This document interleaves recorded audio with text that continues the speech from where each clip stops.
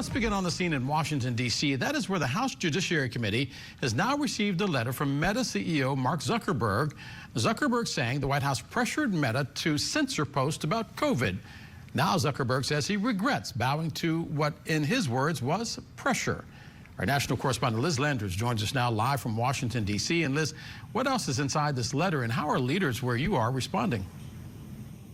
Yeah, Del, Mark Zuckerberg is being pretty direct in this letter that he sent to the Republican chairman of the House Judiciary Committee about content moderation and online platforms, his platforms, Meta. So the CEO said that the White House, quote, repeatedly pressured our teams for months to censor certain COVID-19 content. He says that even included satire and humor posts. Zuckerberg goes on to say, quote, I believe the government pressure was wrong, and I regret that we were not more outspoken about it.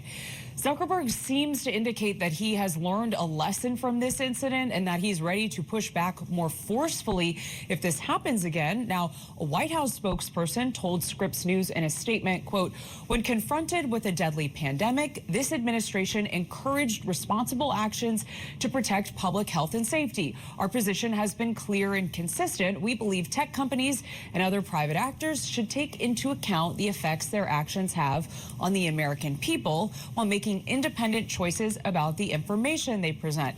Now, Del, there's a bit of context here that's important. There was a Supreme Court decision about this that came out at the end of June that was addressing the question of whether or not the federal government can contact social media companies about content moderation.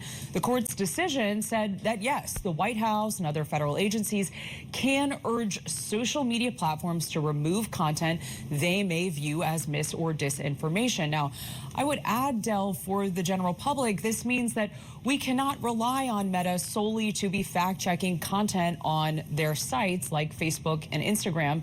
Of course, that's important as we go into this election cycle because Meta could play a significant role because hundreds of millions of Americans use those platforms. Del? So, Liz, in the letter, Mark Zuckerberg also talking about the Hunter Biden laptop story. What did he have to say about that?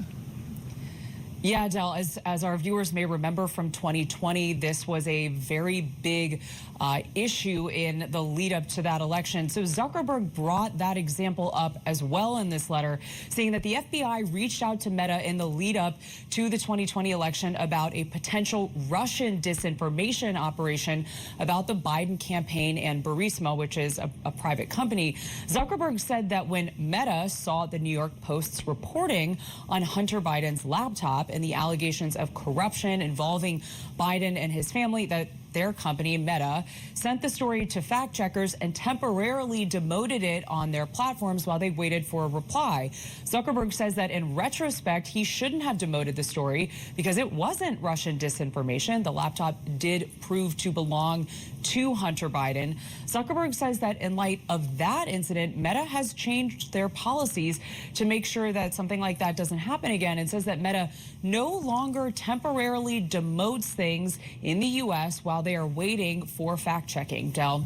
Our national correspondent Liz Landers for us on the scene in Washington, D.C. Liz, thank you very much.